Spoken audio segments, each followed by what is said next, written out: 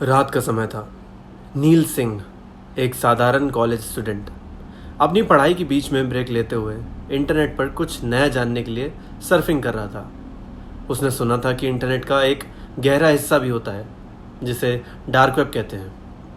उसकी उत्सुकता ने उसे उस रहस्यमय दुनिया में कदम रखने के लिए मजबूर कर दिया था। नील ने अपने लैपटॉप पर टॉर ब्राउज़र इंस्टॉल कर लिया और डार्क वेब की दुनिया में अपना पहला कदम रखा। उसने सुना था कि यहाँ तुम्हें ऐसी चीज़ें मिलती हैं जो नॉर्मल इंटरनेट पर नहीं मिलती। उसने एक वेबसाइट पर क्लिक किया जिसका नाम था शैतानी दुनिया। यहाँ उसने कई सारी डरावनी कहानियाँ, वीडियोस और अनजान चीज़ें देखीं। परंतु नील की उत्सुकता यहीं समाप्त नहीं हुई। एक दिन उसे एक बहुत ही अजीब वेबसाइट का लिंक मिला। वेबसाइट का नाम था मौत का खेल। इस वेबसाइट का लिंक साइड में एक सड़े काले पन्ने पर लिख कर आ रहा था जिसमें लिखा था, क्या तुम मौत से मिलना चाहते हो? नील ने सोचा ये एक मजाक होगा और उसने आगे बढ़ने का फैसला किया। उसने वेबसाइट के अंदर प्रवेश किया और देखा कि यहाँ एक लाइव स्ट्रीमिंग चल रही है। लाइव स्ट्रीमिंग में एक अंधेरे कमरे में एक व्यक्ति बंधा हुआ था। व्यक्ति की आंखों में डर और चेहरे पर दर्द था। तभी एक अजीब सी आवाज़ सुनाई दी, तुम्हारे पास 3 विकल्प हैं, बचाओ, मारो या देखो। नील समझ नहीं पाया कि ये क्या है। उसने देखो पर क्लिक किया और जैसे ही उसने देखो पर क्लिक किया, व्यक्ति की चीखें और तेज़ हो गईं। उसने देखा कि कुछ लोग उस व्यक्ति को और दर्द दे रहे हैं, उसको और परेशान कर रहे हैं। नील का दिल तेज़ी से धड़कने लगा। उसे महसूस हुआ कि यह वास्तविक था और कोई नकली वीडियो नहीं। वो इस भयानक दृश्य से खुद को दूर नहीं कर पा रहा था।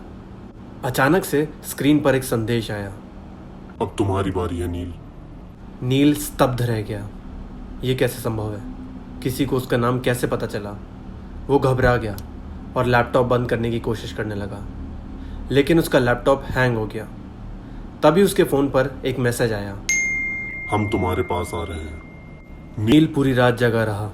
हर छोटी आवाज़ उसे डराने लगी। उसे लगा जैसे कोई उसके दरवाजे के बाहर खड़ा है। उसका दिल तेज़ी से धड़क रहा था और पसीने की बूंदें उसके माथे पर थीं। उसे अब समझ आ गया था कि उसने क्या गलती की थी। वो इंटरनेट के अंधेरे कोने की गहराई तक चला जा चुका था। सुबह होती है लेकिन नील को चैन नहीं मिलता। उसे लगता है जैसे कोई उसकी हर हरकत पर नज़र रखता है। जब भी वो अपने कमरे से बाहर निकलता, उसे लगता जैसे कोई उसका पीछा कर रहा है। कॉलेज और घर के रास्ते में उसकी नज़र हर व्यक्ति पर पड़ती, लेकिन कोई जान पहचान वाला नहीं होता। उसके दोस्त भी उसकी हालत देखकर चिंतित हो गए थे, लेकिन नील किसी को असली बात नहीं बता पाया। कुछ टाइम बाद परेशान होकर नील ने पुलिस को कॉल किया और अपनी कहानी सुनाई। पुलिस ने उसे कहा कि वो इंटरनेट से दूर रहे और अपने कंप्यूटर को थरली स्कैन करे। नील ने तुरंत अपना लैपटॉप फॉर्मेट किया और उस पर इंटरनेट चलाना बंद कर दिया। लेकिन उस डरावनी रात के बाद वो बिल्कुल बदल गया था। उसे हमेशा लगता था कि कोई उसकी ज़िंदगी के पीछे पड़ा है। कुछ दिन चीज़ें सही चलती हैं, लेकिन एक दिन अचानक से नील के फ़ोन पर एक कॉल आया। एक अजनबी आवाज़ ने कहा, हम तुम्हें देख रहे हैं नील, तुम हमारे खेल में फंस चुके हो। नील का मन फिर से कांप उठा। उसने तुरंत फ़ोन का नेटवर्क बदल दिया और अपनी लोकेशन भी बदल दी, लेकिन वो आवाज़ उसके दिमाग में घूमती रही। नील ने सोचा कि उसे कुछ देर के लिए अपने घर से दूर रहना चाहिए। उसने एक रिश्तेदार के यहाँ जाना ठीक समझा। वहाँ उसे कुछ शांति मिली, लेकिन डर का साया अब भी उसके साथ था। उसने अपने आप को व्यस्त रखने के लिए नए काम ढूंढे और इंटरनेट से दूर रहने लगा। एक दिन जब नील अपने रिश्तेदार के यहाँ शाम को बाहर था, उसके मोबाइल पर एक नोटिफिकेशन आया, हम तुम्हें ढूंढ लेंगे नील, कहीं भी छुप जाओ। नील का मन फिर से घबरा गया। उसे अपने रिश्तेदार को सब बताया और पुलिस को भी इन्फॉर्म किया। पुलिस ने नील को एक प्रोटेक्टिव कस्टडी में रखा। यह घटना नील के जीवन का सबसे बड़ा डरावना किस्सा बन गया। उसने समझ लिया कि डार्क वेब एक ऐसी जगह है जहां घुसना अपने और अपने प्रियजनों के जीवन को जोखिम में डालने जैसा है। अब वो अपने दोस्तों और परिवार को भी इससे दूर रहने की सलाह देता है और अपने जीवन में सुधार करने की कोशिश करता है। करण शर्मा एक MBA स्टूडेंट था जो हमेशा कुछ नया और थ्रिलिंग एक्सप्लोर करने की कोशिश करता था। उसके दोस्तों ने उसे डार्क वेब के बारे में बताया और कहा कि वहाँ कुछ ऐसी चीज़ें होती हैं जो नॉर्मल इंटरनेट पर नहीं मिलती। करण का उत्सुक दिमाग इस बात को सुनकर डार्क वेब एक्सप्लोर करने चला गया। एक रात अपने कमरे में चुपके से करण ने टॉर ब्राउज़र इंस्टॉल किया और डार्क वेब पर सर्फिंग शुरू कर दी। शुरू में सब कुछ नॉर्मल लग रहा था, लेकिन थोड़ी देर बाद उसकी नज़र एक अजीबोगरीब वेबसाइट पर पड़ी जिसका नाम था द हंटर्स नाइट। उस वेबसाइट पर एंटर करते ही उसने देखा कि वहाँ एक काउंटडाउन टाइमर चल रहा था और नीचे लिखा था नेक्स्ट टारगेट। पहले तो ये करण को सिर्फ एक फेक वेबसाइट लगी जो शायद लोगों को डराने के लिए बनाई गई होगी, लेकिन उसकी क्यूरियोसिटी इतनी ज़्यादा थी कि उसने उस काउंटडाउन का इंतज़ार किया। टाइमर ख़त्म होने पर एक लाइव स्ट्रीम शुरू हुई। स्क्रीन पर एक व्यक्ति मास्क पहने हुए था और उसके हाथ में एक बंदूक थी। बैकग्राउंड में एक छोटा कमरा दिखाई दे रहा था जिसमें एक व्यक्ति बंधा हुआ था। तभी उस मास्क्ड पर्सन ने बोला, ये है हमारा अगला शिकार। तुम्हारे पास दो विकल्प हैं, इसे जिंदा छोड़ दो या इसे मार दो। करण का दिल तेजी से धड़कने लगा। उसने तुरंत स्ट्रीम बंद कर दी और दूसरी वेबसाइट्स पर सर्फ करने लगा। अब सर्फिंग करते हुए पूरी रात बीत चुकी थी और उसके कॉलेज का टाइम हो रहा था, तो उसने लैपटॉप बंद करा और सोचा कि जो कुछ भी आज उसने देखा वो एक बुरा सपना था और अब उसे कॉलेज जाना चाहिए। अगले दिन उसने अपने दोस्तों को कॉलेज में बताया जो भी उसने डार्क वेब पर देखा था, तो उसके दोस्त भी बड़े शॉक्ड हुए और उनको भी ये चीज़ काफ़ी ज़्यादा एक्साइटिंग लगी। करण ने भी कुछ देर के लिए इसे भूलने की कोशिश की, लेकिन रात को जब वो अपने कमरे में था उसके फ़ोन पर एक मैसेज आया। तुम्हारे फैसले का समय हो गया है करण। वो मैसेज देखकर काफ़ी डर गया था। किसी तरह उसने रात बिताई और सुबह पुलिस स्टेशन चला गया। पुलिस ने उसकी बात सुनी और उससे कहा कि ऐसे वेबसाइट से दूर रहे, लेकिन करण के दिल में एक अनजान डर समाया हुआ था। उसने सोचा कि पुलिस ने कह दिया है तो शायद सब ठीक हो जाएगा, लेकिन बात यही नहीं ख़त्म हुई। कुछ दिन बाद जब करण अपने घर में सो रहा था, उसके कमरे के बाहर से एक थप थप की आवाज़ आई। उसने डर के मारे दरवाज़ा नहीं खोला। अगले दिन सुबह उसके दरवाजे पर एक चिट्ठी मिली। हम तुम्हारे पास आ रहे हैं, उसमें ऐसा लिखा हुआ था। करण ने फिर से पुलिस को कॉल किया और अपने पेरेंट्स से कहा कि वो उसके साथ रहें। पुलिस ने भी घर की सुरक्षा बढ़ा दी, लेकिन उसके अंदर का डर कम नहीं हुआ। एक रात जब करण और उसके पेरेंट्स घर में बैठे थे, तभी गोली चलने की आवाज़ सुनाई दी। सभी डर के मारे नीचे झुक गए। किसी तरह करण के पापा ने दरवाज़ा खोला और बाहर जाकर देखा तो दरवाजे के साइड में गोली का निशान था। फिर पुलिस को बुलाया गया, लेकिन तब तक जिस व्यक्ति ने गोली चलाई थी वो गायब हो चुका था। इस घटना के बाद वो कुछ दिन के लिए अपने नानी के घर चला गया। उसने अपना फ़ोन नंबर और ईमेल आईडी सब चेंज कर दिया, लेकिन उसके जीवन का डर कभी कम नहीं हुआ। उसने अपने परिवार को भी डार्क वेब के खतरे के बारे में बताया और सबको सतर्क रहने की सलाह दी। करण के जीवन का सबसे बड़ा डरावना किस्सा यही था।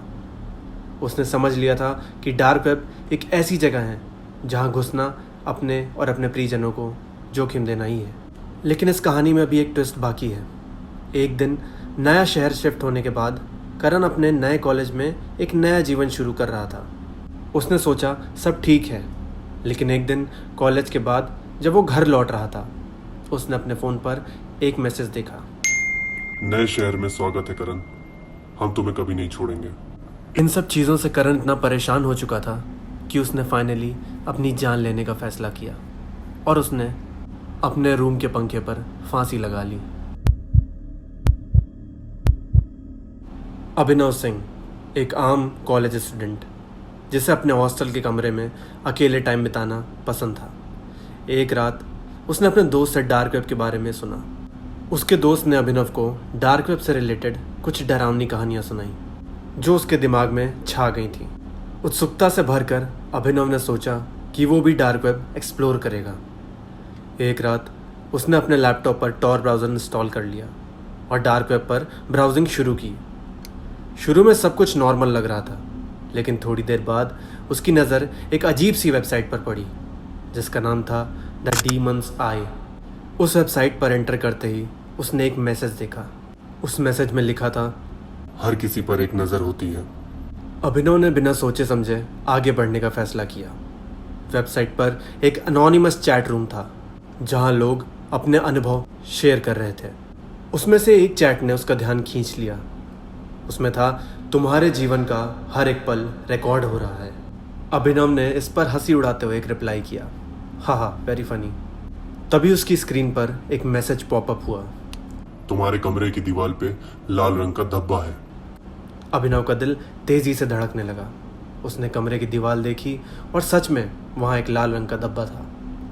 उसने जल्दी से ब्राउज़र बंद कर दिया और अपने लैपटॉप को शट डाउन कर दिया। लेकिन डर यही नहीं ख़त्म हुआ। अगले दिन अभिनव अपने कॉलेज से वापस आया।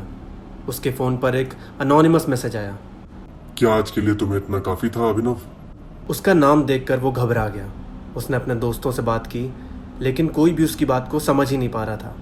अगले कुछ दिन तक अभिनव को हर जगह ये एहसास होने लगा कि कोई उसका पीछा कर रहा है। जब भी वो अपने कमरे में होता, उसे लगता कि कोई उस पर नज़र रख रहा है। एक रात उसने अपने विंडो के बाहर एक छाया देखी। उसने तुरंत पुलिस को कॉल किया, लेकिन तब तक वो छाया गायब हो चुकी थी। पुलिस ने भी इस बात को ज़्यादा सीरियसली लिया नहीं। उन्होंने एफआईआर तक नहीं करवाई। अभिनव का जीवन एक नाइटमेयर बन गया था। उसने अपना कॉलेज बदलने का सोचा, लेकिन वो डर कहीं भी उसका पीछा नहीं छोड़ रहा था। हर जगह उसे लगता था कि कोई उसे देख रहा है, उसकी हर हरकत पर नज़र रख रहा है। एक दिन जब अभिनव अपने हॉस्टल के कमरे में था, उसके लैपटॉप का स्क्रीन अपने आप ऑन हो गया। स्क्रीन पर एक लाइव वीडियो फीड चल रही थी जिसमें उसके अपने कमरे का दृश्य था। उसने देखा कि वो खुद ही बेड पर बैठा है और लैपटॉप को देख रहा है। तभी स्क्रीन पर एक मैसेज आया, हम हमेशा तुम्हारे साथ है अभिनव। अभिनव ने लैपटॉप बंद कर दिया और उसे तोड़ दिया।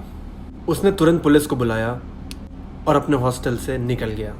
कुछ समय बाद उसने अपना मोबाइल नंबर भी बदल दिया और उसने अपना कॉलेज भी चेंज कर लिया। लेकिन ये डर का साया अभी भी उसके जीवन से नहीं गया। उसके दिमाग में हमेशा ये डर बना रहा कि कोई उसका पीछा कर रहा है। इस घटना ने अभिनव के जीवन को और उसके मेंटल स्टेट को हमेशा के लिए बदल के रख दिया। दोस्तों, इन सब कहानियों से हमें सीख मिलती है कि उत्सुकता कभी कभी विनाश का कारण बन सकती है। सुरक्षित रहें और अपने ऑनलाइन अनुभव को भी सुरक्षित और पॉजिटिव बनाएं। मैं इस वीडियो को यहीं ख़त्म करना चाहता हूँ, और अगर आपको ये वीडियो पसंद आई हो तो इसे आप प्लीज़ लाइक ज़रूर करिएगा, और आप कमेंट्स में ज़रूर बताइएगा क्या आपने कभी डार्क वेब सर्फ किया है। अगर किया है तो येस लिखिएगा, और अगर नहीं किया है तो नो लिखिएगा। आप कमेंट्स में हमें ये भी बता सकते हैं कि आगे आप किस तरीके की कहानी सुनना पसंद करेंगे। बाकी सब्सक्राइब के लिए आपसे क्या बोलना, अगर आपको स्टोरी अच्छी लगी हो तो प्लीज़ हमारे चैनल को सब्सक्राइब ज़रूर करिएगा और ऐसी सपोर्ट बनाए रखिए। Thank you for watching.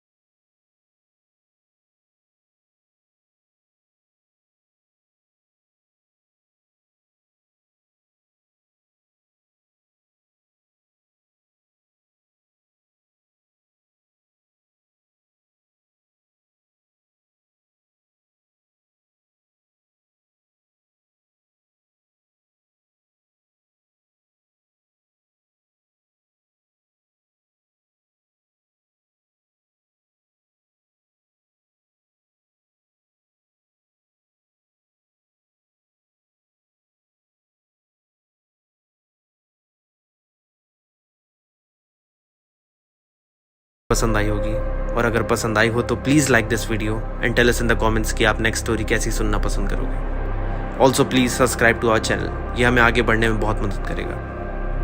अब अगर आपके या आपके किसी जानने वाले के साथ भी कोई ऐसी क्रीपी या स्केरी घटना हुई हो तो आप हमें अपनी स्टोरी नीचे दिए गए इंस्टाग्राम हैंडल या ईमेल पर सेंड कर सकते हैं। Thank you.